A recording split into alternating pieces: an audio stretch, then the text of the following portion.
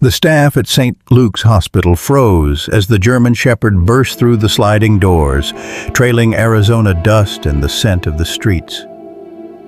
Security guard Frank Miller reached for his radio while nurse Sarah Mitchell dropped her clipboard.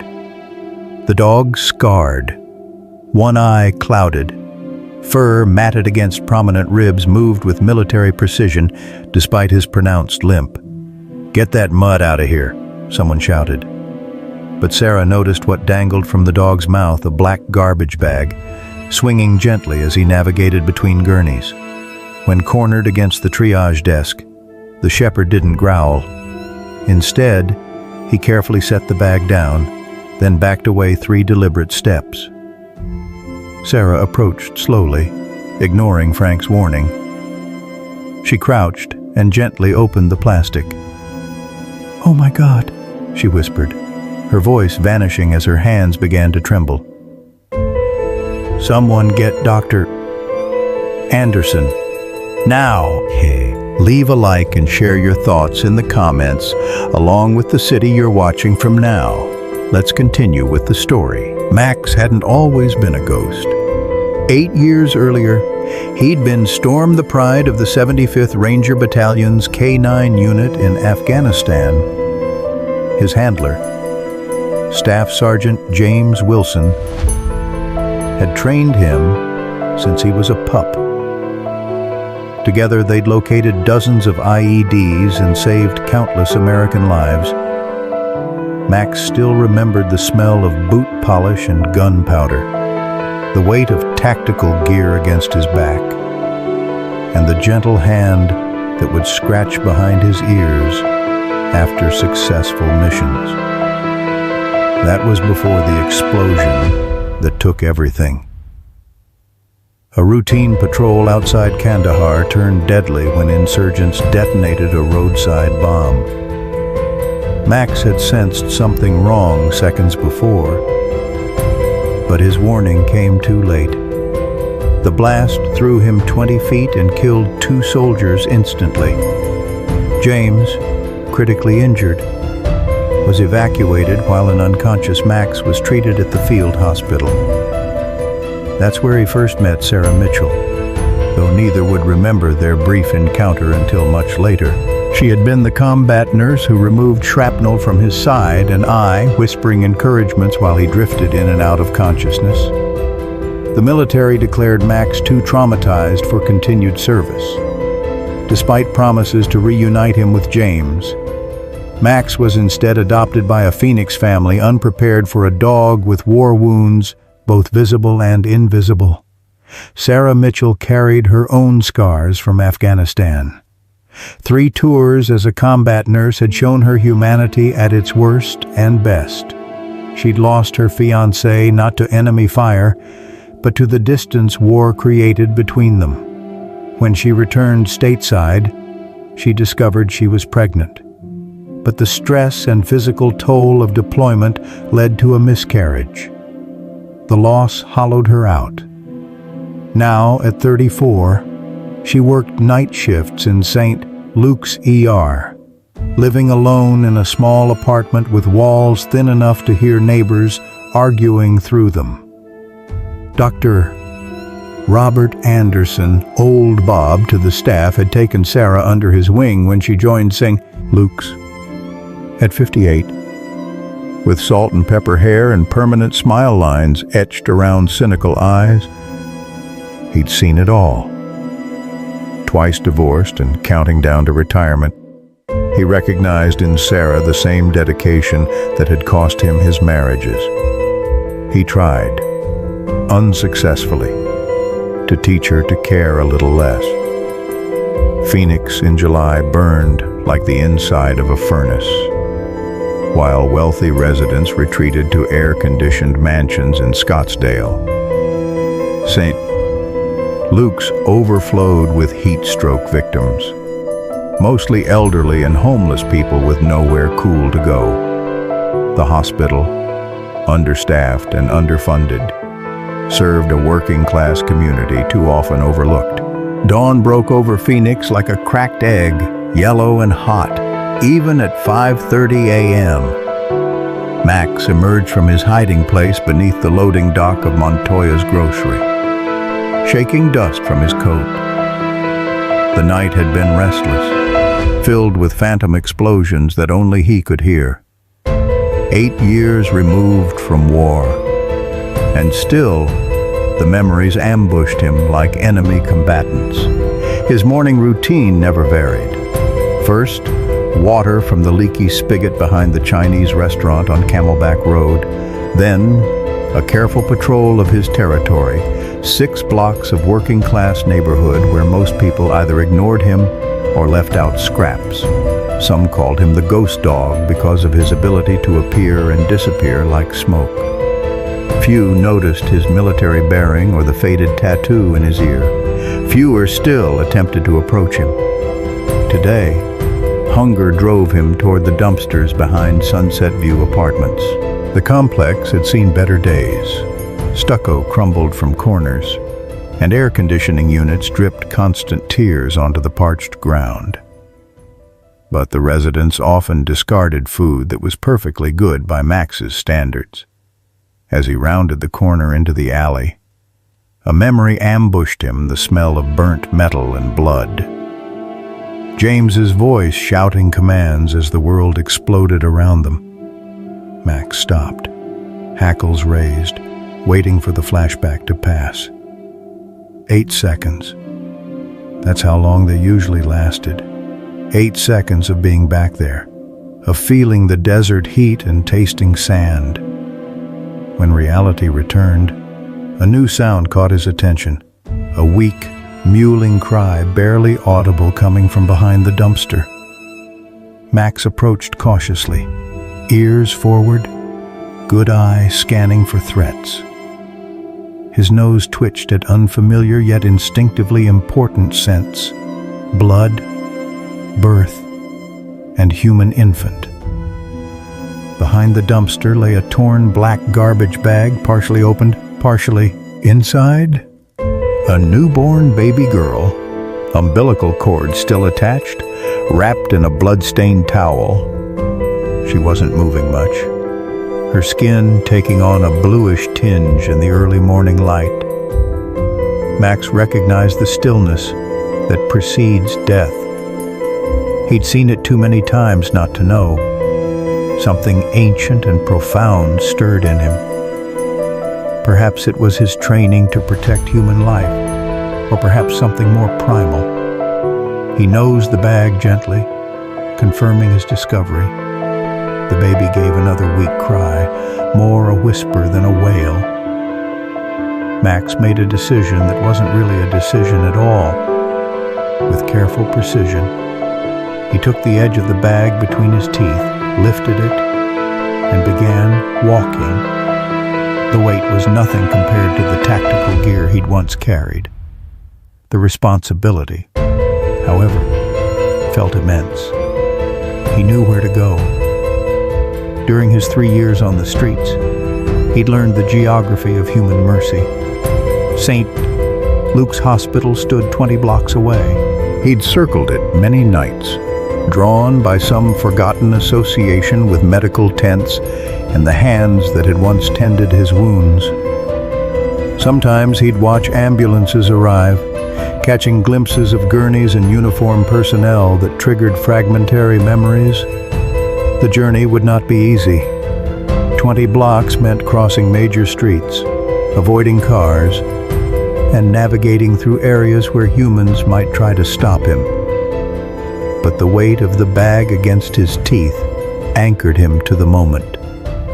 Keeping the flashbacks at bay, Max moved with purpose, using alleys and side streets when possible. The morning heat intensified with each passing minute, promising another brutal summer day at Apache Boulevard. He waited patiently for the crossing signal, a behavior that caused a woman at the bus stop to do a double take. "Would you look at that?" she muttered to no one in particular. "That dog's waiting for the light." The baby had gone silent, which Max knew wasn't good. He picked up his pace, ignoring the pain in his hindquarters where shrapnel had once torn through muscle. pain was an old companion. He knew how to function despite it. At Fillmore Street, a mail carrier spotted him and pointed. "Hey, that dog's got something." Max didn't break stride. Even when the man began following, the hospital was now 8 blocks away. Memories flickered as he trotted the field hospital in Kandahar, the smell of antiseptic and blood, the gentle hands of a nurse with auburn hair who had spoken softly while removing metal from his flesh. The weight of the bag pulled him back to the present, to his mission. 6 blocks from the hospital, disaster nearly struck. A group of teenagers on skateboards rounded a corner, nearly colliding with Max. One board clattered against his flank, startling him. He managed to keep his grip on the precious bag, but had to dart into traffic to avoid the teens. A taxi screeched to a halt inches from him, the driver leaning on his horn. "Crazy mutt!" the man shouted, but Max was already across the street, heart pounding, focused entirely on his objective. The final approach to St. Luke's took him past the hospital's small park, where patients in wheelchairs sometimes sat in the shade of drought-resistant trees. An orderly spotted him and pointed. "Is that dog carrying something?" Max ignored the growing attention. The hospital entrance was now visible automatic sliding doors that opened when humans approached. He'd need to time it right or wait for someone to enter or exit. Fortune favored him. An elderly couple emerged, the doors sliding open. Max darted forward, slipping past them into the air-conditioned lobby. The cold tile against his paws felt alien after the scorching pavement. Inside, chaos erupted immediately.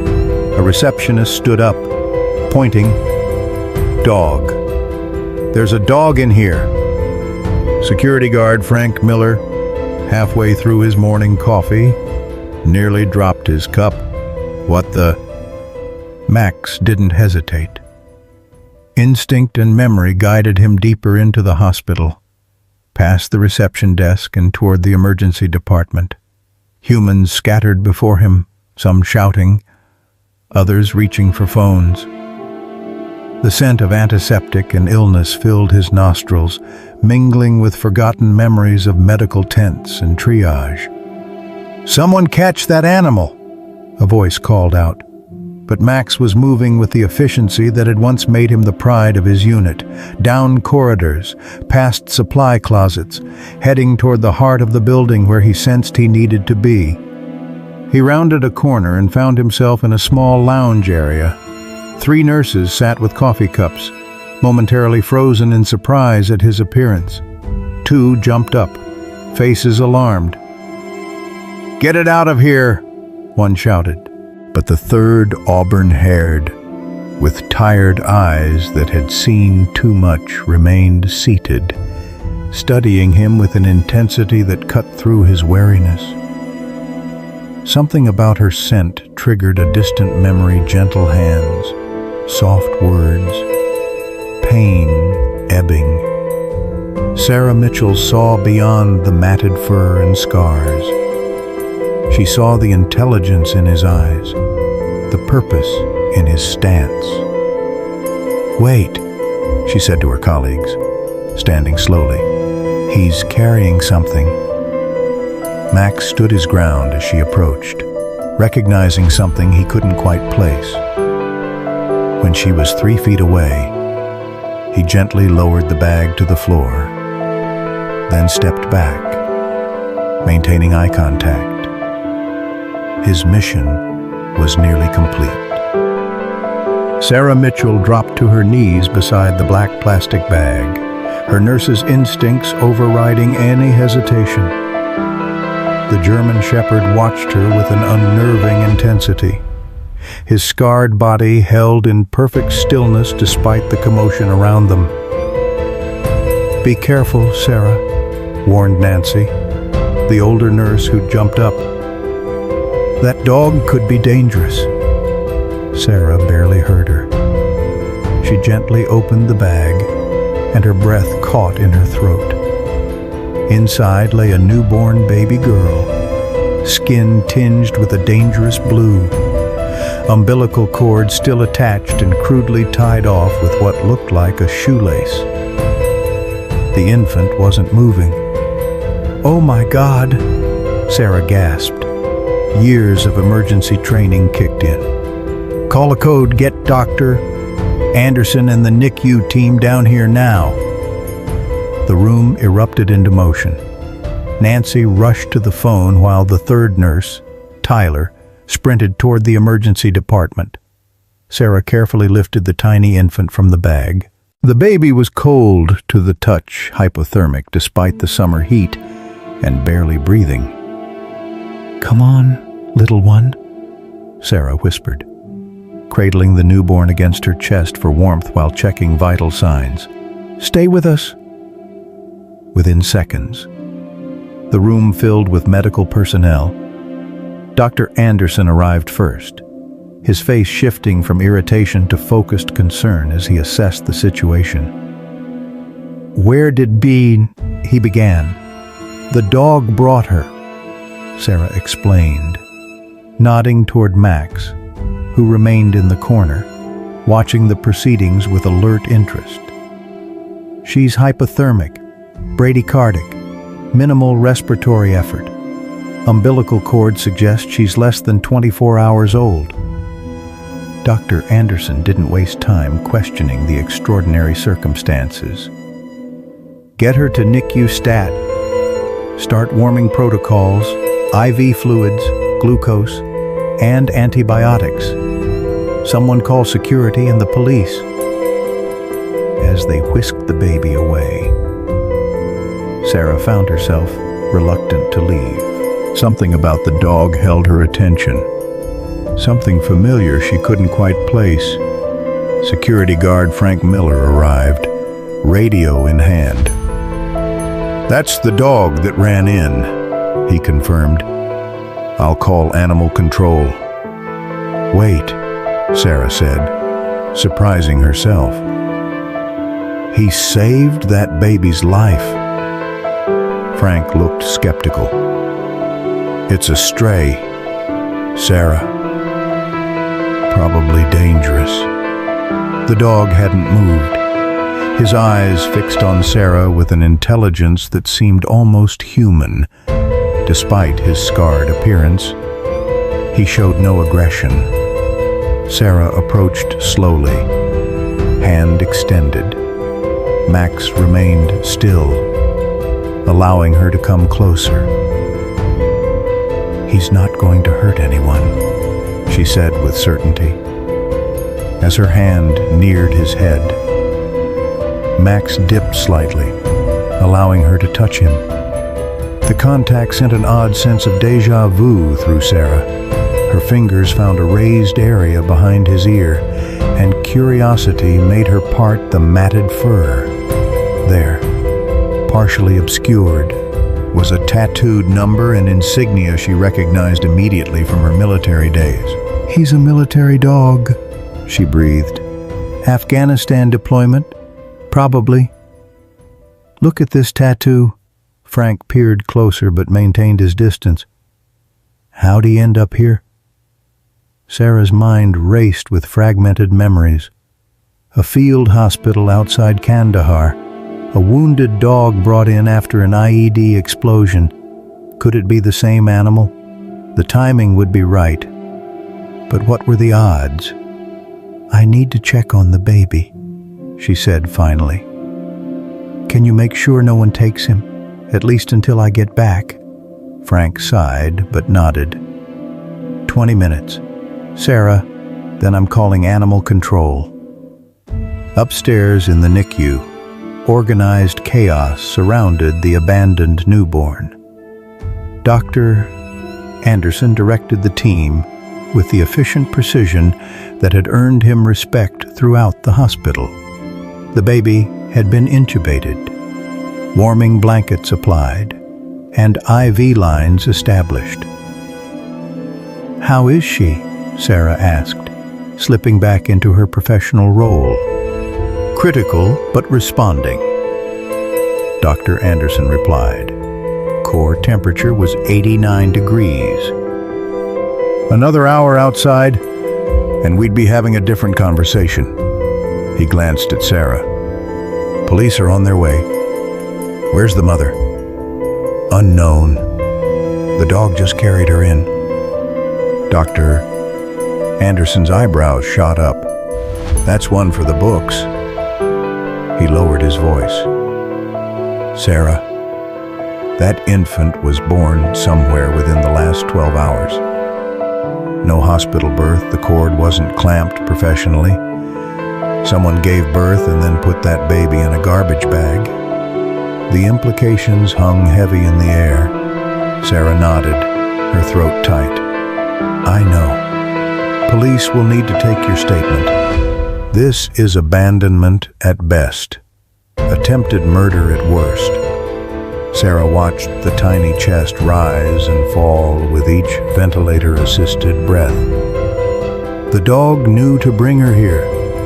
How is that possible? Before Dr. Anderson could respond, 2 Phoenix police officers entered the NICU anteroom. Detective Marcus Reed, a broad-shouldered man with prematurely gray hair, introduced himself and his partner, Officer Jennifer Oakes. We understand you have an abandoned infant, Reed stated, notebook already in hand. Sarah and Dr. Anderson explained the extraordinary circumstances. Detective Reed's expression remained neutral, but Officer Oakes couldn't hide her astonishment. A dog brought in a newborn in a garbage bag, she repeated, as if hoping she'd misheard. Security footage confirmed it, Dr. Anderson said. The dog entered the hospital at 6:42 a.m. carrying the bag. Where is this dog now? Reed asked. Security has him downstairs, Sarah replied. He's not aggressive. In fact, he's a military dog, has a deployment tattoo in his ear. This caught Reed's attention. Military. That's unusual. Most service dogs stay with their handlers or get adopted through official channels. Unless something went wrong, Sarah suggested. She couldn't shake the feeling that she knew this dog somehow. The conversation was interrupted by a nurse rushing in. Dr. Anderson, we need you. The baby's pressure is dropping. As the medical team refocused on the infant, Detective Reed turned to Sarah. I need to see this dog and the exact location where the baby was found. We'll also need the garbage bag for evidence. Sarah led the officers downstairs, relieved to find Max still waiting patiently beside Frank. The security guard looked surprised. Strangest thing, he said. Dog hasn't moved an inch, just sits there like he's on duty or something. Detective Reed approached cautiously, but Max showed no signs of fear or aggression. Military training, Reed observed. Look at that posture. Officer Oakes remained by the door. Should we call animal control? Let me check something first, Reed said, pulling out his phone. He took several pictures of Max, including close-ups of the ear tattoo. I have a contact at the Military Working Dog Program. Let me send these over. While Reed made his call, Sarah knelt beside Max. Something about his eyes haunted her the way he watched her, as if trying to communicate something important. When she touched his scarred flank, he leaned slightly into her hand. You saved that baby, she whispered. How did you know? Reed ended his call and rejoined them. My contact says the tattoo identifies him as a military working dog deployed to Afghanistan in 2015. Name's Max, handled by Staff Sergeant James Wilson, 75th Ranger Regiment. He was reported missing in action after an IED attack in 2017. Missing in action. For a dog? Frank asked. "It happens," Reed explained.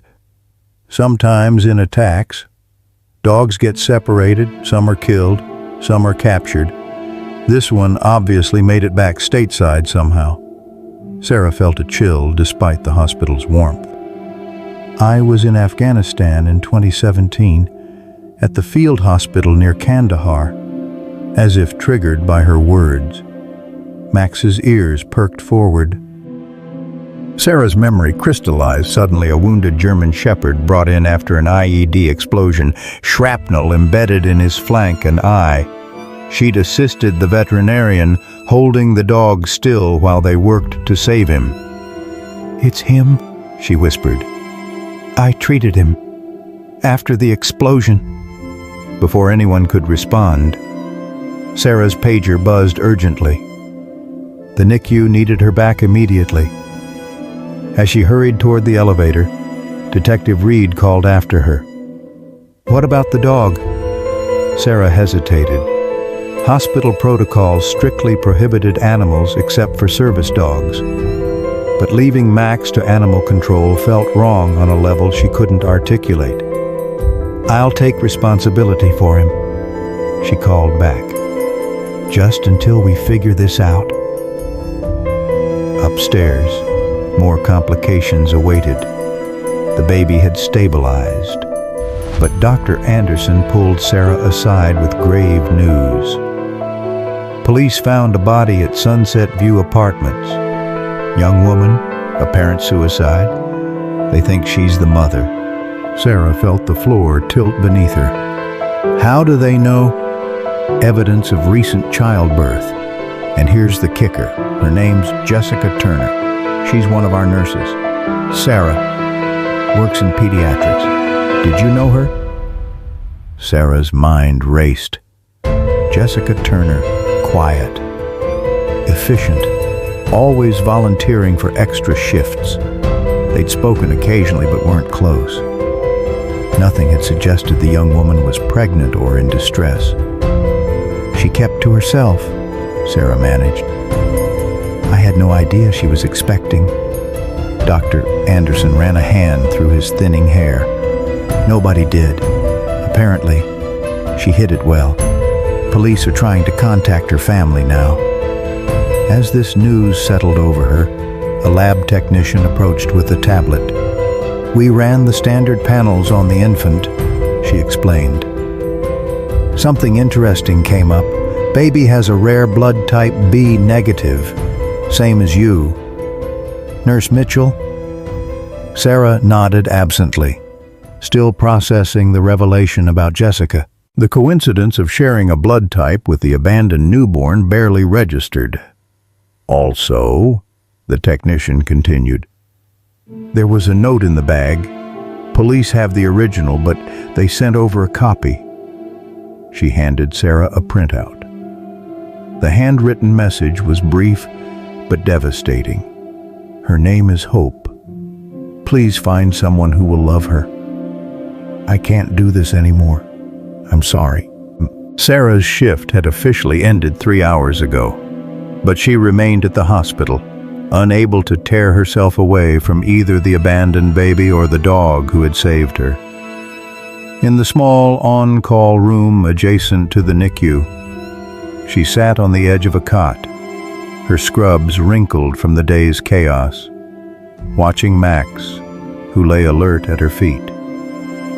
Hospital administration had reluctantly allowed the dog to stay after Sarah signed multiple waivers taking full responsibility, and after Dr. Anderson had advocated on her behalf. "Just until we sort this out," the hospital director had said with obvious disapproval. Max hadn't left Sarah's side since their reunion, following her through the hospital corridors with disciplined precision that drew stares from staff and patients alike. His presence violated countless regulations, but no one seemed willing to challenge the woman who had just helped save an abandoned newborn or the dog responsible for the miracle. Detective Reed had departed to investigate Jessica Turner's apartment but promised to return with updates. In the meantime, Sarah had made several calls of her own to military contacts from her time in Afghanistan, seeking information about Max and his handler.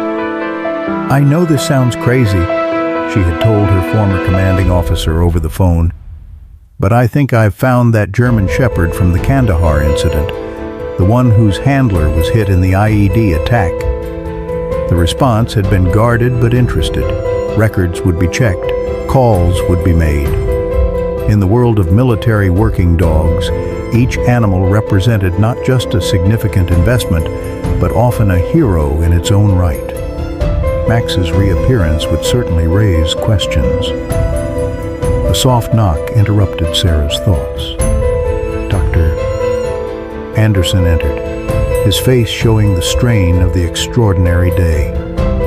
"Baby's stable," he reported, dropping into the chair opposite Sarah. "Breathing on her own now. Lab work looks promising."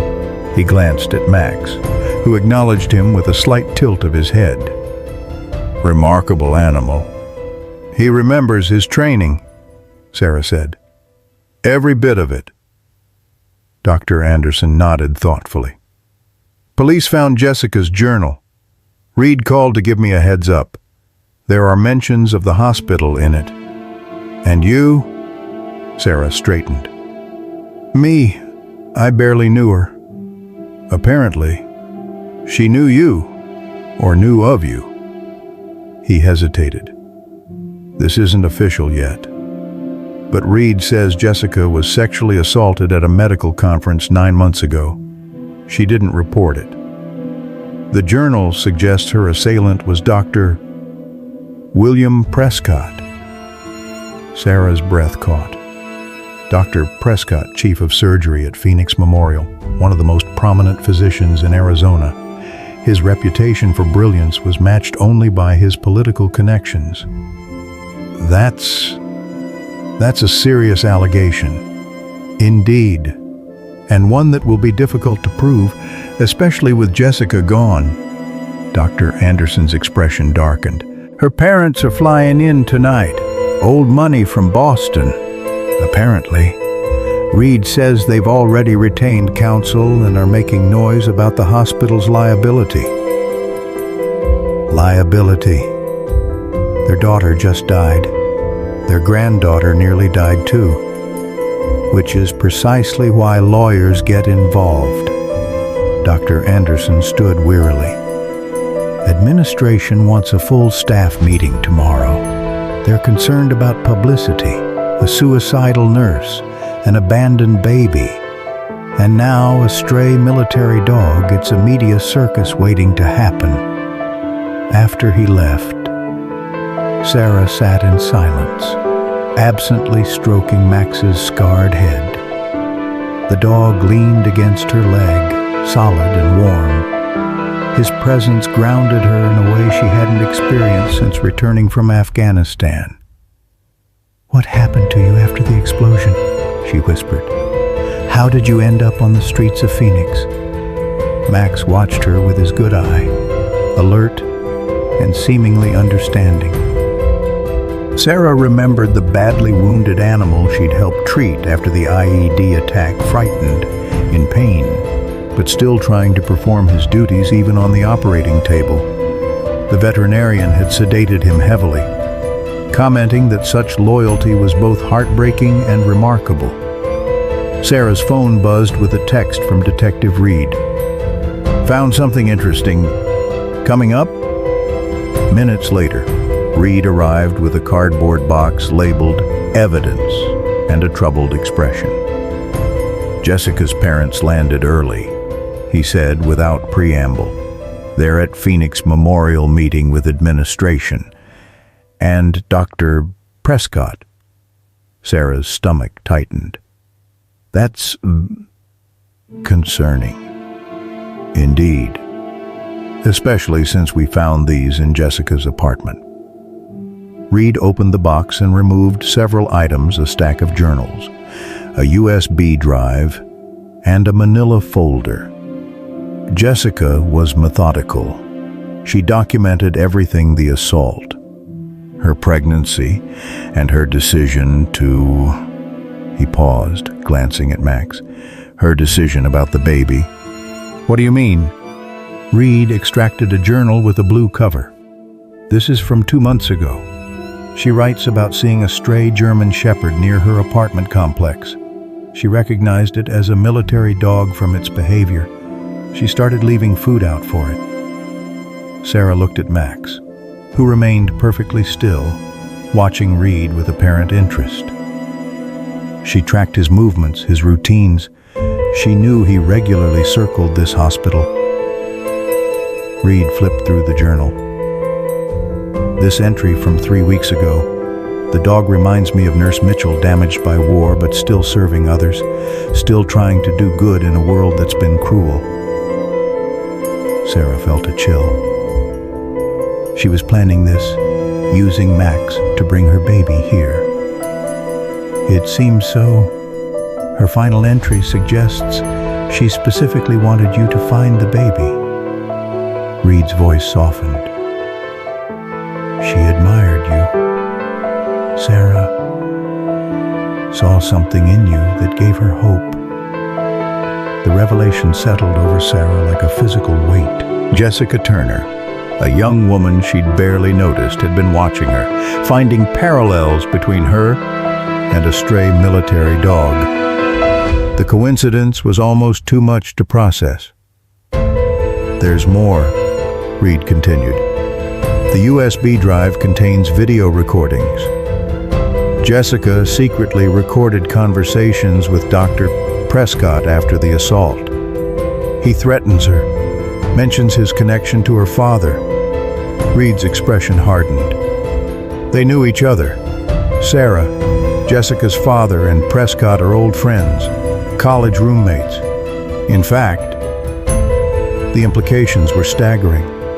Had Jessica's own father helped cover up her assault? Was that why she'd hidden her pregnancy? Why she'd ultimately seen no way out except suicide? What happens now? Sarah asked. That depends partly on you. Jessica left a letter naming you as her preferred guardian for the baby.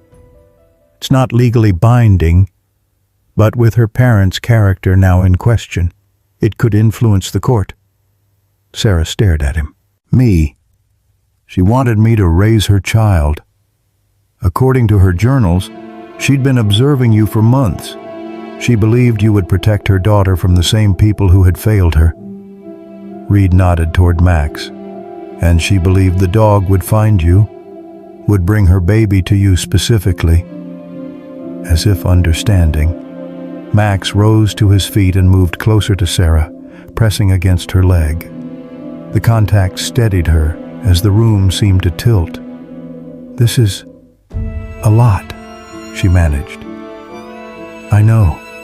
Reed gathered the materials back into the box. I shouldn't have shown you this yet, but with Jessica's parents already making moves, I thought you should be prepared. He headed for the door. Get some rest, Sarah. Tomorrow's going to be complicated. Sleep proved impossible. Sarah checked on baby Hope hourly, watching the tiny chest rise and fall, marveling at the chain of events that had brought this infant into her care. During her midnight visit to the NICU, Dr. Anderson found her standing beside the incubator. You should go home, he said gently. You've been here nearly 24 hours. I can't leave her, Sarah replied, surprising herself with the conviction in her voice. Dr. Anderson studied her for a long moment. Jessica chose well, he said finally. But Sarah, you need to understand what you're potentially taking on. Her parents are wealthy, connected.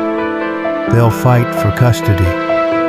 They didn't care enough to notice their daughter was pregnant and suicidal. That won't matter in family court. They're the biological relatives. Sarah looked down at the sleeping infant.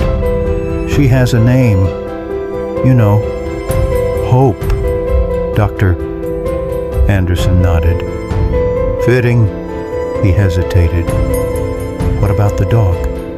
Max goes where I go. Sarah. He saved her life. Bob. And I think he saved mine too. She didn't elaborate on the growing certainty that Max's appearance had pulled her back from her own precipice, the quiet desperation that had become her life since Afghanistan. After another hour of fitful rest in the on-call room, Sarah made a decision. With Max at her side, she descended to the hospital basement where the security office was located. Frank Miller looked up from his monitors in surprise. You're still here with the Wonder Dog. I see. I need a favor. Frank, can you pull up the security footage from this morning when Max came in? Frank shrugged and tapped at his keyboard. Already had it queued up.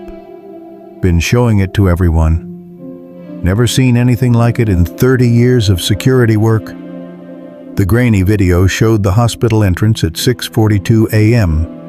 Max appeared at the bottom of the frame, the black bag clearly visible in his mouth.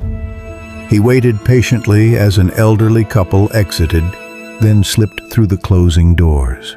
The footage followed his deliberate path through the hospital, avoiding main corridors when possible, heading with uncanny precision toward the staff lounge where Sarah had been taking her break. He knew exactly where he was going, Frank commented. Straight to you. Sarah watched the footage again, noting Max's military bearing despite his injuries. Can you check the exterior cameras? See where he came from? Frank cycled through several views until they spotted Max approaching the hospital from the east, moving with purpose despite his limp. Can't track him back further than Apache Boulevard, Frank said. That's where our cameras end. Sarah thanked him and headed for the exit, Max following close behind. The night air hit her like a furnace, even at 3 a.m. Phoenix in July offered no relief from the heat. Her car, parked in the staff lot, had become an oven. She rolled down all the windows before gesturing for Max to jump in. Home, she told him, though she wasn't sure if the word meant anything to him. Her apartment in Tempe was a 15-minute drive from the hospital, a modest one-bedroom in a complex populated mostly by students and hospital staff. As she pulled into her assigned space, doubt suddenly gripped her. What was she doing? Bringing a stray military dog to her apartment? What was she considering? Potentially taking responsibility for an abandoned infant? Max waited patiently for her to open the car door, then followed her up the exterior stairs to Unit 214. He entered the apartment cautiously, conducting what appeared to be a room-by-room security sweep before settling near the door. You can relax, Sarah told him, dropping her keys on the counter. We're safe here. She took a quick shower, the hot water washing away some of the day's tension. When she emerged in sleep shorts and a faded army t-shirt, she found Max still at his post by the door. The sight brought an unexpected lump to her throat. How long had it been since anyone had stood watch over her bed, she said, patting the edge of her mattress. Max tilted his head, considering, then approached and settled on the floor beside the bed instead, close enough to protect, but maintaining discipline. Sarah smiled despite herself. Sleep came easier than expected, for the first time in years. No nightmares interrupted her rest. When morning light filtered through her blinds, Sarah woke feeling strangely refreshed despite the meager 4 hours of sleep. Max was already alert, watching her with his one good eye. We need to get you checked out, she told him, noting the matted fur and old scars that needed proper attention. And I need coffee. Lots of it. Her phone buzzed with a text from Dr. Anderson. Jessica's parents arrived. Meeting at 10 a.m. Bring the dog.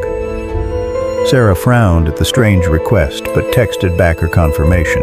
After a quick breakfast, during which Max politely accepted scrambled eggs but refused toast, she found an old leash in her closet, a remnant from dog-sitting for a colleague years earlier.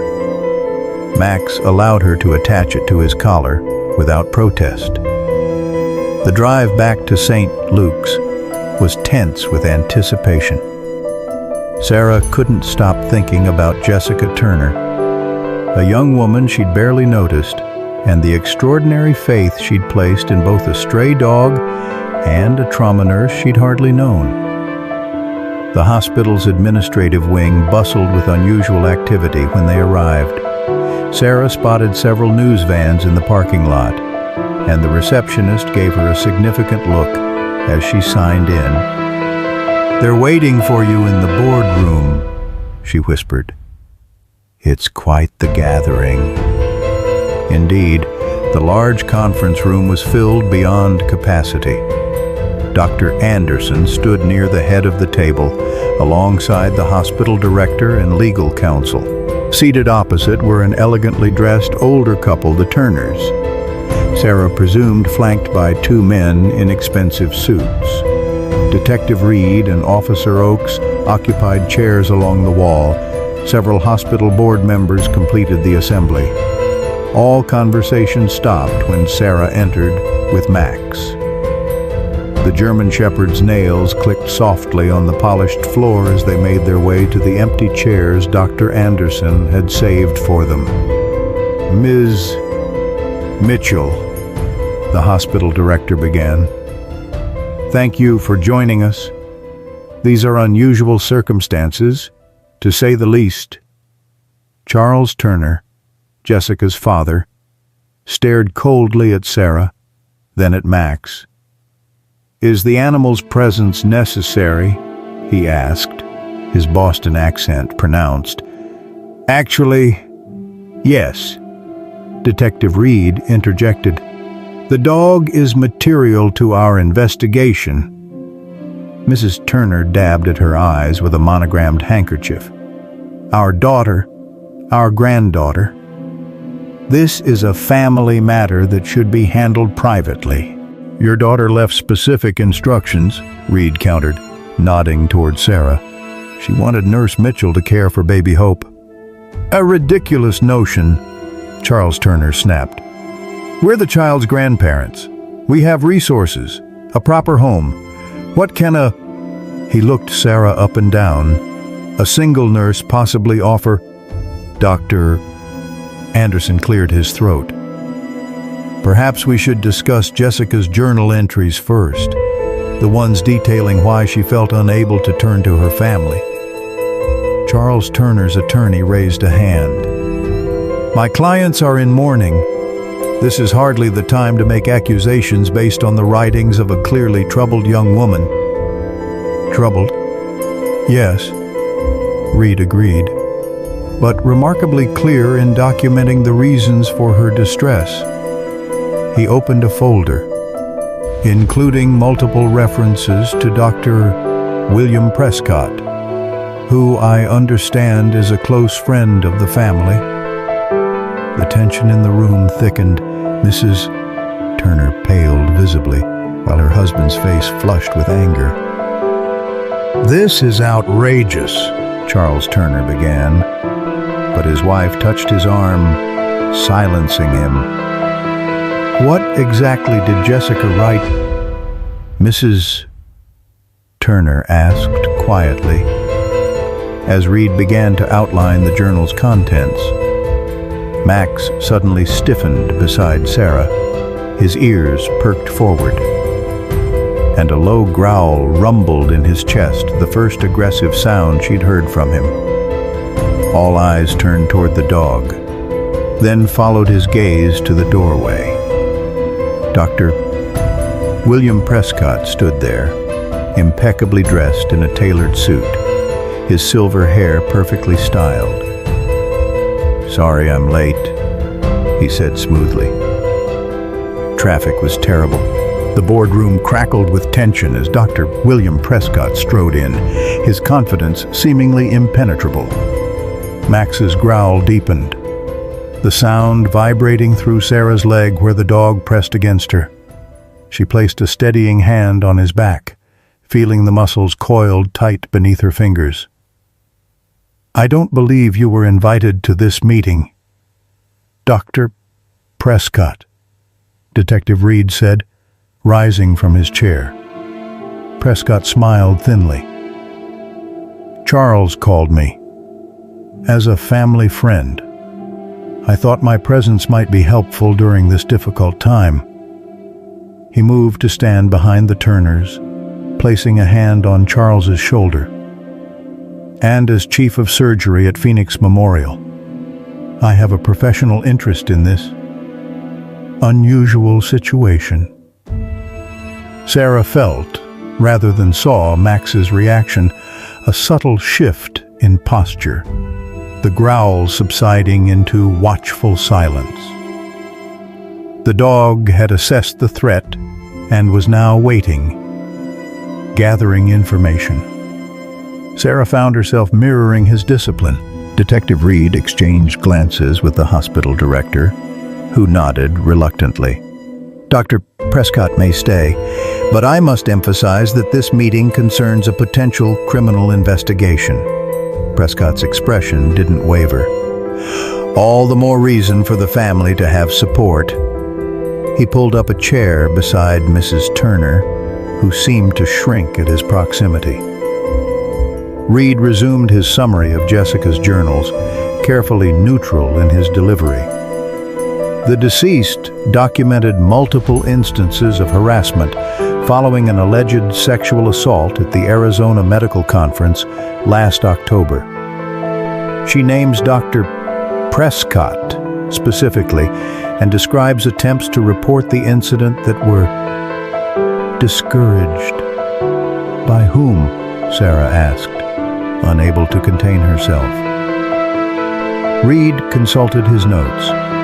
According to these entries, Jessica spoke to her father about the incident. She writes that he told her filing charges would destroy her career before it began. All eyes turned to Charles Turner, whose face had gone rigid. "My daughter was troubled," he said stiffly. "She had a history of emotional instability. Whatever she wrote in those journals reflects her perception, not reality." "Was she also mistaken about being pregnant?" Sarah asked, her voice quiet but cutting. "About giving birth alone, about being so desperate she saw suicide as her only option." Mrs.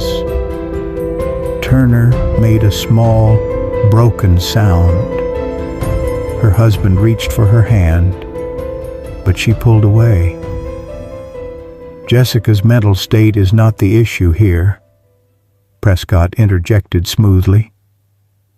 "The welfare of the child is what matters now, and surely we can all agree that placement with loving grandparents is in her best interest."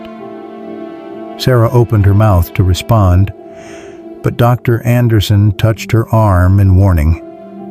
This wasn't the time for a direct confrontation, not when so much was at stake. The hospital's legal counsel, a sharp-eyed woman named Patricia Martinez, tapped her pen against her legal pad. "Detective Reed, what is the status of your investigation into Jessica Turner's death?" "Active," Reed replied. "We're treating it as a suicide precipitated by traumatic events. The notes she left are quite explicit about her state of mind and her wishes for her daughter." "Notes that have no legal standing," countered the Turner's attorney. "My clients are the baby's closest living relatives. They're financially stable, have a suitable home, and can provide everything the child needs. Except protection from the man who assaulted her mother," Sarah said, no longer able to remain silent. The room went deadly quiet. Prescott's smile never faltered, but his eyes hardened. That's a serious and unfounded accusation. Nurse Mitchell, one that could have significant legal consequences for you and this hospital. Before anyone could respond, alarms began blaring throughout the building. Dr. Anderson's pager buzzed simultaneously, followed by Sarah's. They exchanged alarmed glances before Dr. Anderson answered the incoming call on the boardroom phone. "Code Blue in NICU," he announced, already moving toward the door. "Baby Hope has stopped breathing." Sarah was on her feet instantly, Max rising with her. As they rushed from the room, she heard chairs scraping as others followed. The hospital corridors blurred as she sprinted toward the neonatal intensive care unit, the German Shepherd keeping perfect pace despite his limp. They arrived to find the NICU in controlled chaos. Dr. Peterson, the neonatologist, was performing chest compressions on the tiny infant, while nurses prepared medications and adjusted equipment. Through the glass, Sarah could see the baby's monitor showing dangerous heart rhythm fluctuations. "What happened?" Dr. Anderson demanded, entering the anteroom and quickly donning protective gear. "Sudden cardiovascular collapse," Dr. Peterson replied without pausing compressions. "She was stable, then crashed without warning. No obvious cause." Sarah felt a cold dread settle in her stomach. Newborns could certainly decompensate rapidly, but the timing seemed too coincidental.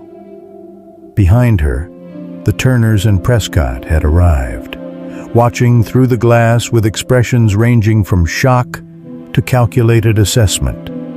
Max stood rigidly beside her, his attention fixed not on the medical drama, but on the people in the anteroom, particularly Prescott.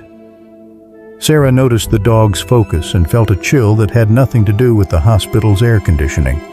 Inside the NICU, the team worked with practiced efficiency. Medications were administered, fluids pushed, the tiny body monitored for any response. After 3 agonizing minutes, a nurse called out, "We have a pulse." Collective relief washed through the anteroom. Dr. Peterson continued working, stabilizing the infant, while Dr. Anderson stepped out to address the gathered group. "She's responding, but we need to run tests immediately to determine what caused the collapse." His eyes met Sarah's briefly, communicating something unspoken. Charles Turner stepped forward. "We want her transferred to Phoenix Memorial. They have the top-rated NICU in the state." "That's out of the question right now," Dr. Anderson replied firmly. "She's far too unstable to move. As her grandparents, we insist. As her doctor, I refuse." Dr. Anderson cut in, his normally gentle demeanor hardening. "Medically, it would be dangerous and potentially fatal." While this confrontation unfolded, Sarah slipped into the NICU proper, drawn by both professional instinct and a deeper, more personal concern. Baby Hope lay surrounded by equipment, her tiny body fighting for every breath despite the ventilator's assistance. Sarah checked the monitors, noting the concerning patterns in the vital signs. Dr. Peterson joined her, voice low. "We're running toxicology. This presentation doesn't make sense otherwise." Sarah froze. "You think she was poisoned? I think we need to rule it out. The timing is suspicious, especially with all that's happening." Dr. Peterson glanced toward the anteroom. Those grandparents arrived, and suddenly our stable patient crashes. Outside, the sky darkened prematurely.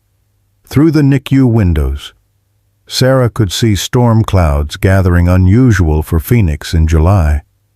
Where monsoon season typically brought dramatic but brief storms, this looked different, more ominous.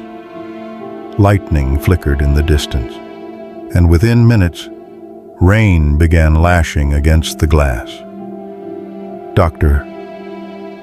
Anderson re-entered the NICU, his expression grave. "We need to move fast. Security is reviewing visitor logs and camera footage from the last hour. If someone administered something to the baby..."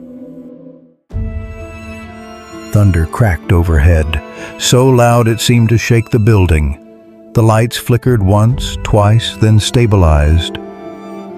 "Backup generators are ready if we lose power," a nurse reported. Sarah couldn't tear her eyes from the helpless infant. "I should have stayed with her," she whispered. "I shouldn't have left her alone." "This isn't your fault," Dr. Anderson assured her. "But I need you focused. The baby needs a blood transfusion to help stabilize her. Her blood type is rare, B negative.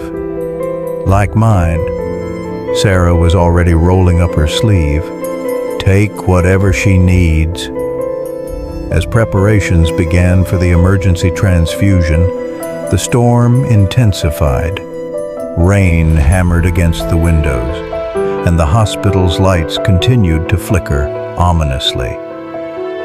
Through the glass partition, Sarah could see the Turners engaged in heated conversation with hospital administrators. Prescott stood slightly apart, his face unreadable as he watched the medical team work.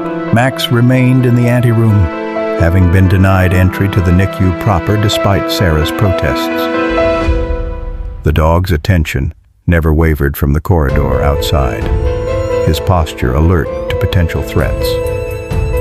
The phlebotomist finished drawing Sarah's blood, and the NICU team began the delicate process of transfusion. Baby Hope's vital signs responded almost immediately, strengthening with each passing minute. "Good call," Dr. Peterson murmured to Dr. Anderson. "Her numbers are improving." Outside, thunder cracked again, and this time the lights went out completely. For 3 heart-stopping seconds, darkness engulfed the NICU before the backup generators hummed to life, restoring power to the critical equipment. "Building's on lockdown," a security officer announced over the intercom. "Storm has knocked out power to half the east side. All personnel maintain positions until further notice." In the dim emergency lighting, Sarah noticed something, a small bulge in Max's collar that she hadn't seen before. Moving back to the anteroom, she knelt beside the dog, examining the weathered leather. A small, waterproof pouch was sewn into the lining, nearly invisible unless you knew to look for it. With trembling fingers, Sarah opened the pouch. Inside lay a set of military dog tags and a folded, water-stained photograph. The tags belonged to Staff Sergeant James Wilson, Max's handler. The photograph showed a younger, unscarred Max with a smiling soldier, desert mountains visible in the background. Sarah turned the photo over. Written on the back in faded ink, "If found, please call 602-555-0178. Max is a hero. Bring him home." Before Sarah could process this discovery, another crack of thunder shook the building. This time, Max reacted differently. His ears flattened, and he began to pant rapidly. Sarah recognized the signs immediately. The thunder was triggering his PTSD, reminding him of explosions in Afghanistan. "It's okay, boy," she soothed, placing her hand firmly on his back. "You're safe. "We're not there anymore." But Max wasn't calming. His breathing accelerated, and his good eye darted frantically around the room. When the next thunderclap hit, he bolted upright, a high-pitched whine escaping him. Sarah acted on instinct, recalling her training with combat veterans suffering from PTSD. She moved directly in front of Max, blocked his vision of the windows, and spoke in a firm, steady voice. "Attention," she commanded. To her amazement, Max responded immediately, his posture shifting into a rigid stance despite his obvious distress. "Stand down, soldier," she continued, maintaining eye contact. "Mission accomplished. Stand down." Gradually, Max's breathing slowed. He remained at attention, but the panic in his eyes subsided. Sarah kept her hand on his shoulder, providing steady pressure. Dr. Anderson watched this interaction with undisguised astonishment. "How did you know to do that?" "Combat medicine includes managing PTSD," Sarah replied, not taking her eyes off Max. "The thunderstorm triggered him. Sounded like explosions." Through the glass partition, Sarah could see the Turners and Prescott watching this scene with expressions ranging from curiosity to disdain. Charles Turner was speaking into his phone, gesturing emphatically despite the poor reception caused by the storm. Dr. Peterson emerged from the NICU core, her face grim. "Preliminary tox screen shows traces of digoxin in the baby's system. That's a heart medication, one that would cause exactly the symptoms we saw. Someone deliberately administered it to her." The accusation hung in the air like the electricity from the storm outside. Security personnel moved immediately to seal off the area, while Detective Reed, who had remained quietly observant until now, stepped forward. "I need a list of everyone who had access to the infant in the last 3 hours, he instructed. "And I mean everyone," as the investigation sprang into action around her. Sarah remained kneeling beside Max, the dog tags clutched in one hand, her other still steadying the trembling dog. Through the windows, lightning illuminated the sky in brilliant flashes, each followed by thunder that made Max flinch despite his training. "We'll get through this," she promised him. The words meant for the dog, the baby, and perhaps herself. "Whatever happens, we'll get through this together."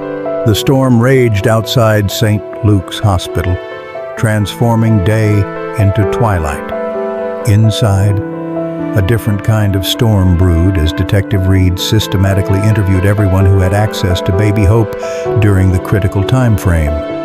Security footage showed 17 different individuals entering the NICU, including doctors, nurses, custodial staff, and briefly Charles Turner, who had insisted on seeing his granddaughter despite protocol. Sarah remained near the NICU, unwilling to leave Baby Hope unprotected again. Max had calmed somewhat, though each thunderclap still caused his ears to flatten. The dog tags felt heavy in Sarah's pocket, a tangible connection to Max's past and the man who had trained him. "I've called the number," Detective Reed informed her quietly, joining her in the small waiting area. "It's still active. Belongs to a James Wilson, currently residing in Tucson." Sarah's heart skipped. "Max's handler. He's alive." Reed nodded. "Medically retired from the Army.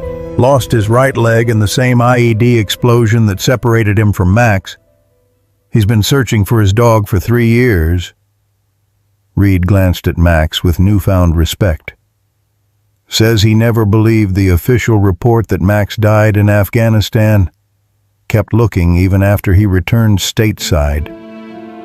The revelation struck Sarah like a physical blow.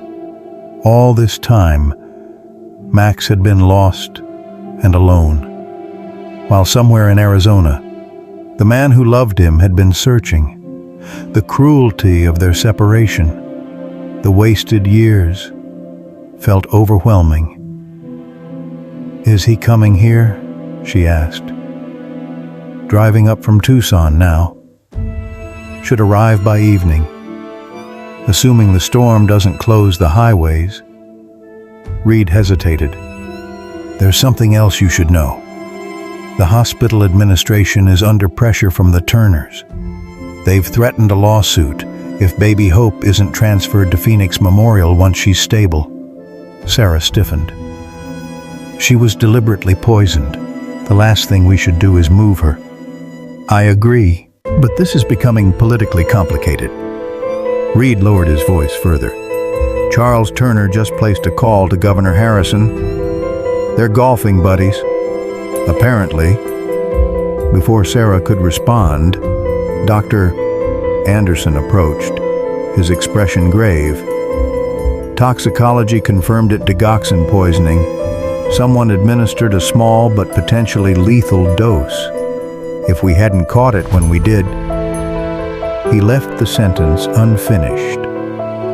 "Do we know who?" Sarah asked.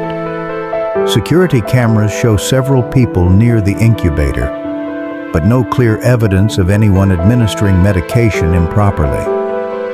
Dr. Anderson ran a hand through his thinning hair. "The Turners are insisting this proves St. Luke's is negligent and demanding immediate transfer." "It proves someone here tried to harm her," Sarah countered. "Moving her could be exactly what they want." The implication hung heavily in the air. Could someone have deliberately poisoned a newborn to justify moving her to another facility? The thought was almost too monstrous to contemplate. "The Turners are in the director's office now," Dr. Anderson continued. "With Prescott, they've brought in a specialist from Phoenix Memorial who's prepared to testify that our NICU isn't equipped to handle a case like this." Sarah felt a cold anger building within her. This isn't about medical care. This is about control, about silencing Jessica's accusations. "Be careful, Sarah," Dr. Anderson warned. "These are powerful people with significant influence." "They're people who ignored their daughter when she needed them most," Sarah replied. "People who chose reputation over justice." Max, who had been resting at Sarah's feet, suddenly raised his head, ears forward. A moment later, Sarah heard it too. Raised voices from the direction of the hospital entrance. She moved to the window overlooking the front parking lot, Max following close behind. Below, despite the pouring rain, a small crowd had gathered. News vans with satellite dishes lined the street, and reporters in rain gear stood under umbrellas, cameras rolling. A hospital security guard was attempting to move them back from the entrance. Word's gotten out, Reed observed, joining Sarah at the window. Anonymous tip to the media about a hero dog saving an abandoned baby and the subsequent poisoning attempt. "Anonymous?" Sarah asked. Reed shrugged. "Not from my department. My money's on a hospital employee sympathetic to Jessica's situation." The elevator doors opened, and Charles Turner emerged, flanked by his wife, their attorney, and Dr. Prescott. Their faces darkened when they spotted Sarah, Max, and Detective Reed. "This media circus is completely inappropriate," Charles Turner began, his Boston accent more pronounced in anger. "Someone has deliberately sensationalized a private family tragedy. Privacy wasn't your concern when you called the governor," Reed replied evenly. Turner's face flushed. I was merely ensuring proper protocols are followed. That child is my granddaughter. She belongs with her family." "Your daughter didn't think so," Sarah said quietly. "She chose to protect hope from you." Mrs. Turner flinched as if struck. For the first time, Sarah noticed the woman's hands trembling, her gaze repeatedly darting toward Dr. Prescott before dropping to the floor. "Margaret, get in the car," Charles instructed his wife sharply. "This discussion is pointless." But Mrs. Turner remained rooted in place, her face a mask of indecision. "Charles, maybe we should—" "Not now, Margaret." His tone brooked no argument. Prescott stepped forward, his manner smoothly professional. "The transfer authorization has been approved. A medical transport team from Phoenix Memorial will arrive within the hour, weather permitting." Dr. Anderson shook his head. "I haven't authorized any transfer, as Baby Hope's attending physician." "The hospital director has overridden your authority in this matter," Prescott interrupted. "Given the attempted poisoning, he agrees the infant requires the security and advanced care only Phoenix Memorial can provide." Sarah felt the floor tilt beneath her. They were going to take Hope away, place her under Prescott's influence. Within the Turners' control, everything Jessica had feared would come to pass. "This isn't over," Reed stated firmly. "The poisoning is under active criminal investigation. Moving the victim from the scene could constitute interference." Prescott's smile never reached his eyes. "Detective, I understand your concern, but medical necessity takes precedence. I'm sure your investigation can continue at Phoenix Memorial." As this confrontation unfolded, Sarah noticed Max's behavior changing subtly. The dog had positioned himself between her and Prescott, his posture alert but not aggressive. When Prescott gestured during his remarks, Max tracked the movement with laser-like focus. A sudden commotion from the hospital entrance drew everyone's attention. A security guard was escorting a young man through the lobby, a teenager, soaking wet from the rain, clutching a backpack to his chest. "I need to see Detective Reed," the boy was insisting. "It's about Jessica Turner." Reed moved quickly to intercept them. "I'm Detective Reed. Who are you?" "My name's Tyler. Tyler Manning. I mow lawns at Sunset View Apartments." The boy glanced nervously at the assembled group, then continued in a rushed whisper. "Jessica, Ms. Turner, she gave me this last week. Said if anything happened to her, I should bring it to the police." He unzipped his backpack and withdrew a sealed plastic container. "It's her laptop and some other stuff." Charles Turner stepped forward. "That's my daughter's property. It should come to us." Tyler backed away, clutching the container protectively. "She specifically said not to give it to her parents. Said they couldn't be trusted." The accusation hung in the air like an exposed nerve. Mrs. Turner made a small, wounded sound, while her husband's face darkened with fury. "You have no right," he began, but Reed intervened. "This is potential evidence in an ongoing investigation," the detective stated, accepting the container from Tyler. "It will be logged and processed according to protocol." Outside, lightning split the sky, followed almost instantly by a deafening crack of thunder.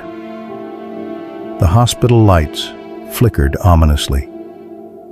Max pressed against Sarah's leg, trembling slightly but maintaining his disciplined stance. "We need to check on Hope," Sarah said to Dr. Anderson, desperate to escape the charged atmosphere of the lobby.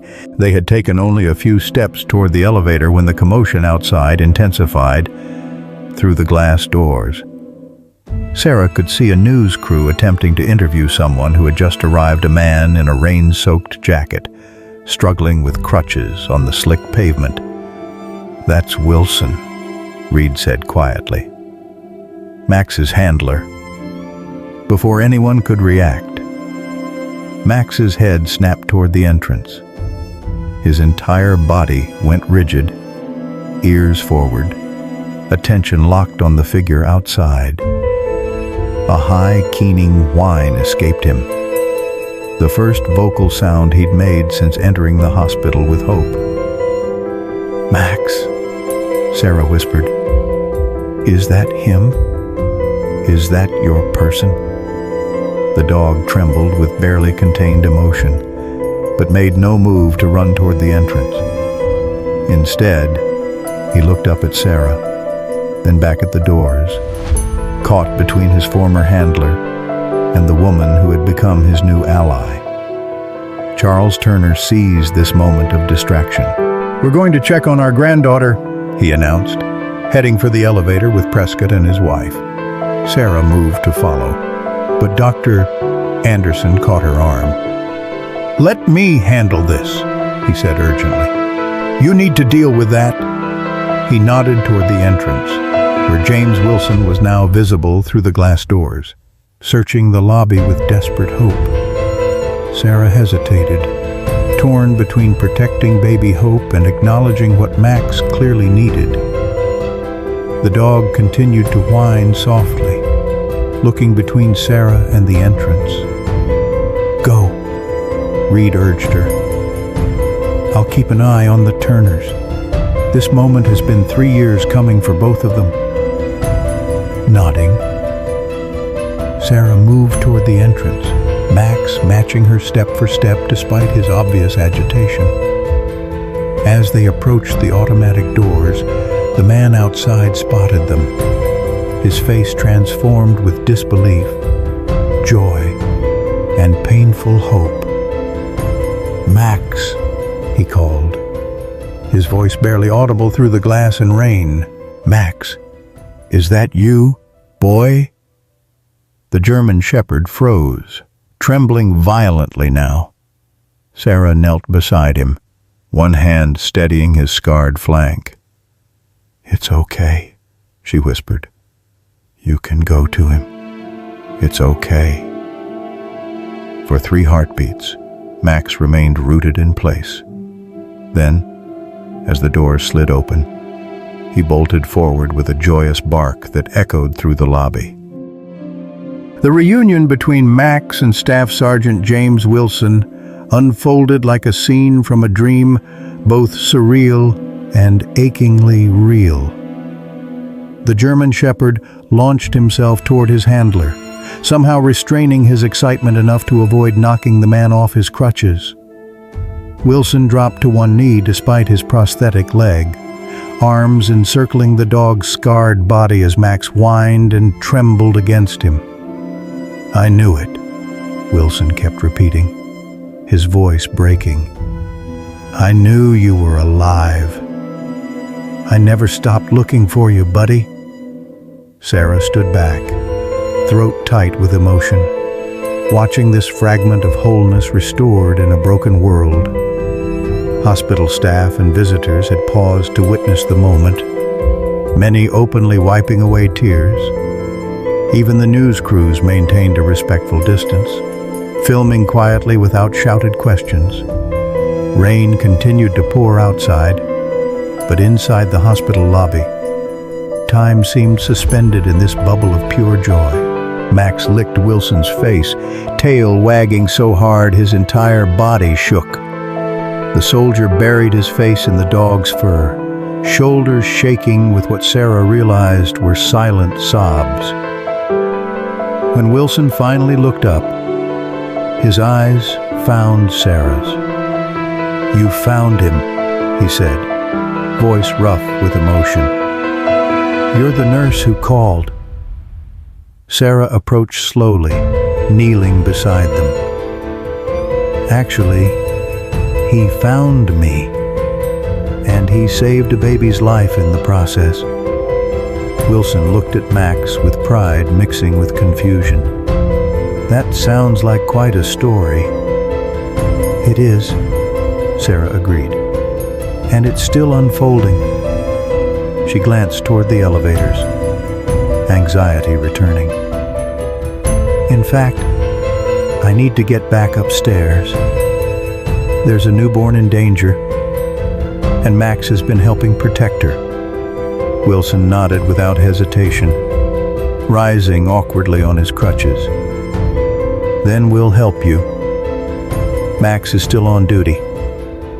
It seems the unusual trio made their way to the elevators, leaving the clamor of the lobby behind. In the enclosed space, Wilson studied Max closely, fingers gently examining old scars and injuries. "What happened to him?" Sarah asked quietly. After the explosion, Wilson's expression darkened. "I was medevaced immediately. Lost consciousness before we even reached the helicopter. When I woke up in Germany 3 days later, they told me Max was missing, presumed killed." His hand tightened on Max's head. "I never believed it. We had a connection. I would have known if he died." "How did he end up in Phoenix?" "That's what I've spent 3 years trying to figure out." Wilson shook his head. "After I medically retired, I moved to Tucson and kept searching. Posted in military forums, called shelters, visited every rescue organization in Arizona." His eyes returned to Max. "Someone must have brought him back from Afghanistan. But why they didn't scan his chip or contact the military working dog program?" The elevator doors opened to reveal Detective Reed waiting for them, his expression tense. "We have a situation," he said without preamble. "Dr. Prescott is attempting to expedite the baby's transfer. He's brought in a specialist who's claiming baby Hope needs treatment only available at Phoenix Memorial." Sarah felt cold fear settle in her stomach. "We can't let them take her." Reed nodded toward Wilson. "This your handler." After quick introductions, they moved briskly toward the NICU. Reed updated them as they walked. "I've started examining the contents of Jessica's laptop. It's password protected, but she left a note with the password in the container. What I've found so far is disturbing." "How so?" Sarah asked. Jessica documented everything: her relationship with Prescott, the assault, the pregnancy. But there's more. She had access to patient records at Phoenix Memorial through a colleague. She found evidence that Prescott has been involved in at least 3 other cases where female residents or nurses suddenly left the program after filing complaints. Sarah felt sick. A pattern. And each time, the complaint disappeared. 2 of the women received significant settlements with non-disclosure agreements. Reed lowered his voice as they approached the NICU. "What's more concerning is Jessica's documentation of conversations with her father. According to her journals and recorded phone calls, Charles Turner knew about Prescott's history. He helped cover up previous incidents because of their friendship and shared business interests." Wilson, who had been listening silently, shook his head in disgust. "And now they want custody of Jessica's baby, after enabling her abuser."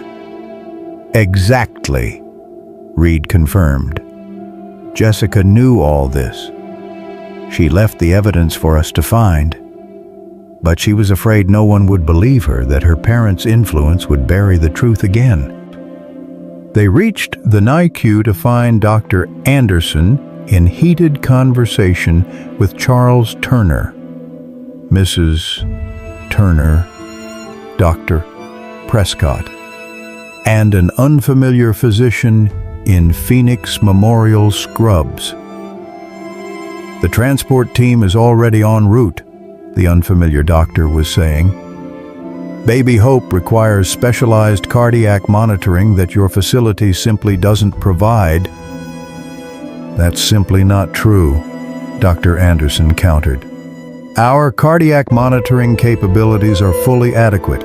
What that child needs most is stability and security, not to be moved across town during an investigation into who poisoned her." Charles Turner spotted their approach and stiffened. His gaze traveled from Sarah to Max to Wilson, narrowing with calculation. "I see the media circus continues," he remarked coldly. "First a stray dog, now a disabled veteran. My daughter's tragedy has become quite the spectacle." Wilson stepped forward, his military bearing evident despite the crutches. "Sir, with all due respect, I don't know what's happening here, but I do know that dog." He nodded toward Max. "He's one of the most highly trained military working dogs ever to serve. If he's protecting that baby, he has good reason." "This is absurd," Prescott interjected. "We're discussing proper medical care for a critically ill newborn, not indulging fairy tales about hero dogs." Inside the NICU, Baby Hope lay in her incubator, tiny chest rising and falling with each breath. She had been extubated, now breathing on her own with supplemental oxygen. A nurse stood vigilant beside her, watching the monitors with careful attention. Mrs. Turner had drifted away from the argument, moving closer to the glass to observe her granddaughter. Sarah noticed the woman's hands trembling, her eyes red-rimmed from crying. "Mrs. Turner," Sarah said quietly, approaching her. "I know you want what's best for Hope." The older woman startled slightly. "Of course I do. She's all we have left of Jessica."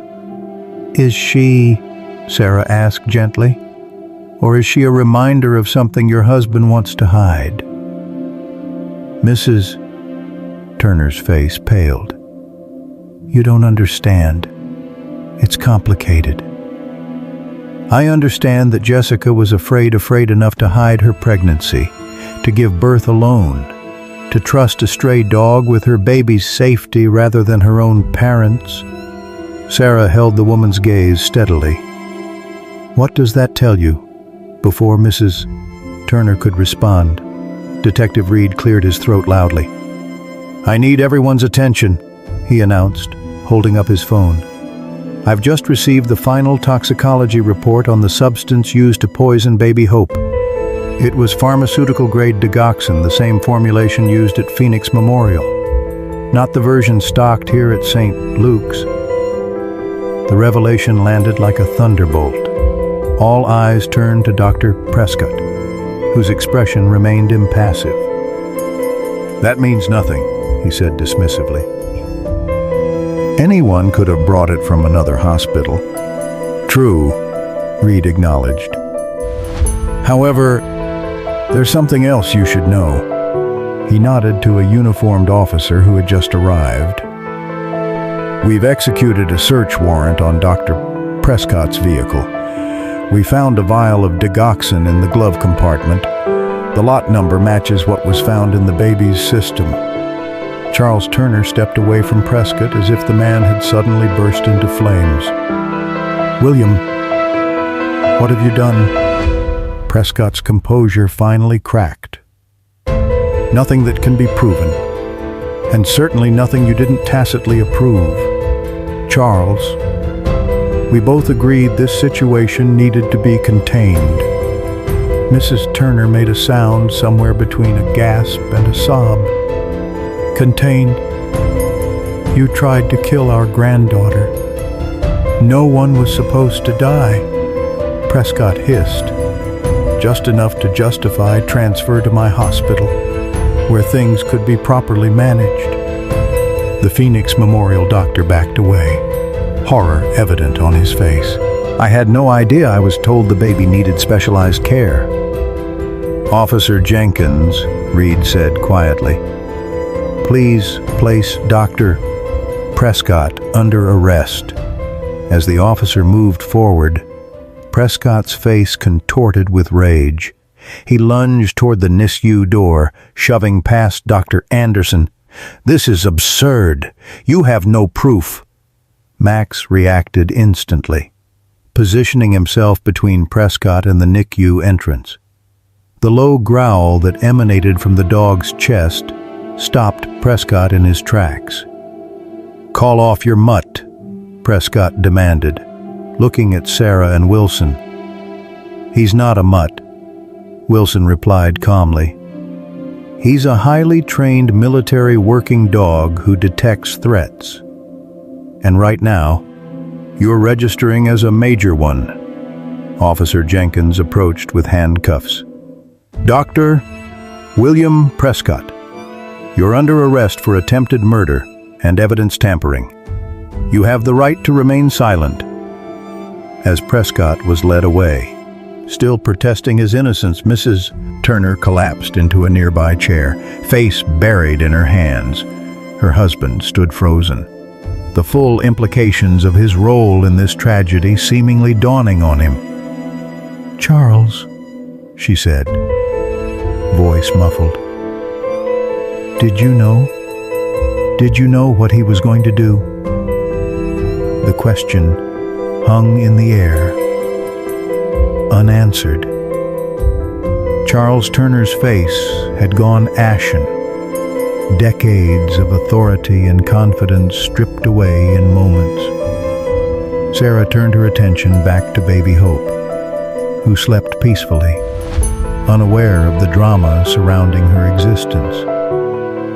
Through the glass, Sarah could see the steady rise and fall of the tiny chest, the color now healthy in the small face. She's going to be okay, Dr. Anderson said, joining her. Physically, at least. And her future, Sarah asked. Detective Reed approached, tucking his phone away. That's becoming clearer. I've just reviewed more of Jessica's files. She left a formal will, prepared by a lawyer friend. In it, she explicitly names you, Sarah Mitchell, as her preferred guardian for her child. Sarah felt the world tilt beneath her feet. Me? But I barely knew her. According to her journal, she'd been watching you for months.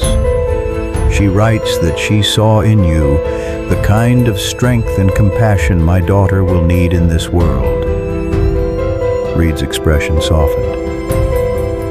She also noted your military background, your experience with trauma. She believed you would understand what it means to rebuild after everything falls apart. Max pressed against Sarah's leg, his warm presence anchoring her as the implications washed over her. Wilson stood nearby, watching her reaction with quiet understanding. It won't be simple, Reed continued. The Turners will likely contest the will, but with what we've discovered about Charles Turner's role in covering up Prescott's behavior, their position has been significantly weakened. Mrs. Turner looked up, her face tear-stained but resolute. I won't contest it, she said quietly. Charles might, but I won't. Jessica made her wishes clear. I failed her in life. I won't fail her in death. Her husband stared at her in disbelief. Margaret, no, Charles, it's over. All of it. She rose shakily to her feet. I want to make a statement, Detective, about everything I know regarding William Prescott and my husband's involvement. As Reed led Mrs. Turner away to take her statement, Sarah found herself standing between Wilson and Max. The three of them, united by circumstance and something deeper, something that felt remarkably like purpose. "What happens now?" Wilson asked quietly. Sarah looked through the glass at baby Hope, then down at Max, then back to the soldier who had crossed the state to find his dog. "I don't know," she admitted, "but I think we're about to find out." 1 year later, Sarah Mitchell stood in the small garden behind her newly purchased home in Tempe, watching as the morning sunlight filtered through the leaves of a young mesquite tree. The tree had been planted 6 months earlier in a small ceremony honoring Jessica Turner, a living memorial that would grow stronger with each passing year. "Coffee's ready," called James Wilson from the back door, his prosthetic leg now barely noticeable in his fluid movements. He had abandoned his crutches months ago, the physical therapy finally yielding results he'd almost stopped believing possible. Sarah smiled, turning toward the voice that had become as familiar as her own heartbeat. "Be right there," she called back. "Just checking on our gardener." Their gardener was Max, now officially retired from military service with honors, digging enthusiastically in a designated patch of earth where Sarah had planted pet-safe flowers. The German shepherd's scars remained, but his coat had regained its healthy shine, and the clouding in his injured eye had improved with proper veterinary care. At 9 years old, he moved with the dignity of a senior dog who had seen too much, but had finally found peace. Inside the modest 3-bedroom house, Hope sat in her high chair, 10 months old and determined to feed herself breakfast despite the spectacular mess this created. Her dark curls and serious eyes were pure Jessica, a daily reminder of the woman who had entrusted Sarah with her most precious creation. "Someone's being independent this morning," James observed, wiping yogurt from Hope's chin with practiced ease. "Like mother, like daughter," Sarah replied, accepting the coffee mug he offered. Their fingers brushed in the exchange, a small contact that still sent warmth through her chest. Life had transformed with dizzying speed after that stormy day at St. Luke's Hospital. The media had seized upon the story: a suicidal nurse, a heroic stray military dog, a poisoned baby, and a prominent doctor's arrest. For weeks, reporters had camped outside the hospital, clamoring for interviews and photographs. Sarah had protected Hope from the circus as best she could, grateful when James offered his small rental house in Tucson as a temporary sanctuary away from the spotlight. What had begun as a practical arrangement, Sarah needed a safe place for herself, Max, and Hope. James had space and understood the value of privacy had evolved organically into something neither had been looking for, but both desperately needed. The legal battle for Hope's custody had been mercifully brief. Margaret Turner, after giving a complete statement about her husband's involvement with Dr. Prescott, had supported Jessica's wishes. Charles Turner, facing potential criminal charges himself, had eventually withdrawn his petition for custody, accepting supervised visitation rights instead. Dr. William Prescott now awaited trial on multiple charges, including attempted murder and several counts of sexual assault as other victims came forward. His medical license had been revoked, his reputation destroyed. The scandal had reached beyond Phoenix, exposing a pattern of protection for powerful men within the medical establishment that had persisted for decades. "Your hearing is at 10, James reminded Sarah, glancing at the kitchen clock. "Want me to come along?" Today marked the final step in Sarah's journey to become Hope's legal guardian.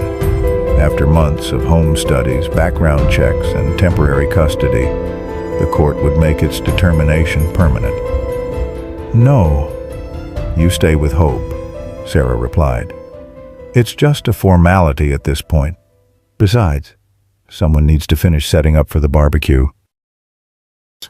They had invited a small group to celebrate afterward: Dr. Anderson and his wife, Detective Reed, a few nurses from St. Luke's, and Margaret Turner, who had separated from Charles and begun the slow process of rebuilding her relationship with her granddaughter. The doorbell rang, and Max trotted in from the garden, alert but no longer anxious around visitors. His PTSD symptoms had diminished with time and stability, though thunderstorms still required special handling. "That'll be Maria," James said, referring to the social worker who had been assigned to Hope's case. "She's always early." Sarah opened the door to find not only Maria Lopez, but also Dr. Anderson, arriving ahead of schedule with a large teddy bear tucked under his arm. I know I'm early," the older doctor said, grinning sheepishly. "But I wanted to drop this off before heading to my shift." He presented the bear to Hope, who squealed with delight. "A little congratulations gift for our favorite tiny human," Maria smiled, clipboard in hand. "I just need a few signatures before the hearing, Sarah. Then we can carpool to the courthouse if you'd like." As they settled at the kitchen table to handle the paperwork, Dr. Anderson updated them on the latest hospital news. After the events surrounding Hope's dramatic arrival, St. Luke's had implemented several new programs, including a support system for healthcare workers experiencing harassment or assault, and most significantly to Sarah, a therapy dog program inspired by Max. The first 2 dogs complete their training next month, Dr. Anderson reported proudly. "The difference they're making for long-term patients is remarkable." Sarah glanced at Max, who had settled protectively near Hope's high chair. "He set a high standard." "He certainly did." "Which reminds me," Dr. Anderson reached into his pocket and produced an envelope. "The hospital board approved this unanimously. It's not much, but we wanted to make it official." Inside was a certificate naming Max as the first honorary therapy dog of St. Luke's Hospital, along with a professional photograph of the German Shepherd in a special vest with the hospital's logo. "They want to hang his portrait in the main lobby," Dr. Anderson added. "Next to the plaque commemorating Jessica." Sarah felt her throat tighten. The hospital had created a small memorial for Jessica Turner, acknowledging both the tragedy of her death and the institutional failures that had contributed to it. The accompanying scholarship fund for nursing students had already helped 3 young women pursue their education. "She would have appreciated that," Sarah said softly. "Especially the scholarship." After finishing the paperwork and seeing Dr. Anderson off to his shift, Sarah prepared for court. She chose a simple blue dress, professional, but not stuffy, and the small silver pendant James had given her on their 6-month anniversary. "You look beautiful," James said, watching her from the doorway of their bedroom. What had begun as separate rooms had evolved into shared space 3 months earlier, their relationship deepening with quiet certainty. "Just want to make a good impression," Sarah replied, though the judge had already indicated his support for the permanent guardianship. James crossed to her, taking her hands in his. "Sarah Mitchell, you saved a baby's life, helped catch a predator, reunited me with my dog, and somehow managed to start a therapy dog program in your spare time. I think the impression is pretty well established." She laughed, the sound still surprising her sometimes, this ease. this happiness she'd never expected to find again after Afghanistan. When you put it that way, I do put it that way. He kissed her gently. You're extraordinary, and we're the luckiest family in Arizona to have found you. Family? The word still felt new, fragile, yet powerful. After the hearing, it would be official. Hope would be hers to raise, to protect, to love. The journey from combat nurse to mother had never been part of Sarah's plan. But now she couldn't imagine any other path. The courthouse proceedings were brief and without drama, a welcome change after the media frenzy that had surrounded Hope's early days. Judge Ramirez reviewed the case file, noted the comprehensive home study reports, and without hesitation granted Sarah permanent legal guardianship of Hope Turner. Ms.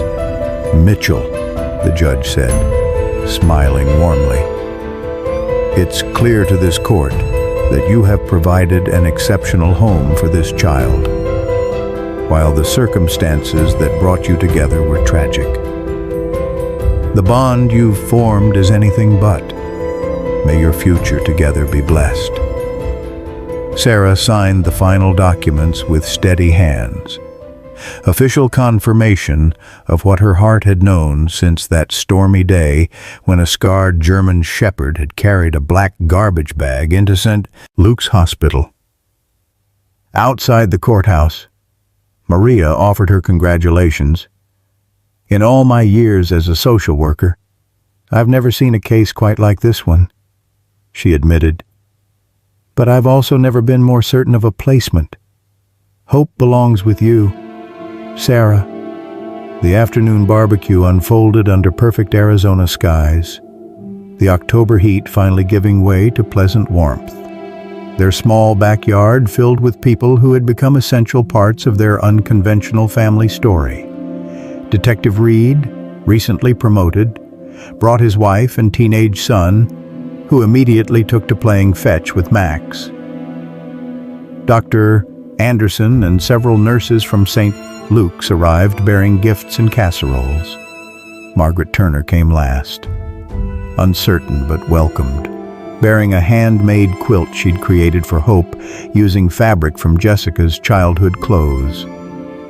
As the gathering continued into early evening, Sarah found a quiet moment to step away. She stood beneath the young mesquite tree, watching James show Hope how to gentle pet Max's head. The little girl's laughter blending with the murmur of conversation and the soft music playing from the patio speakers.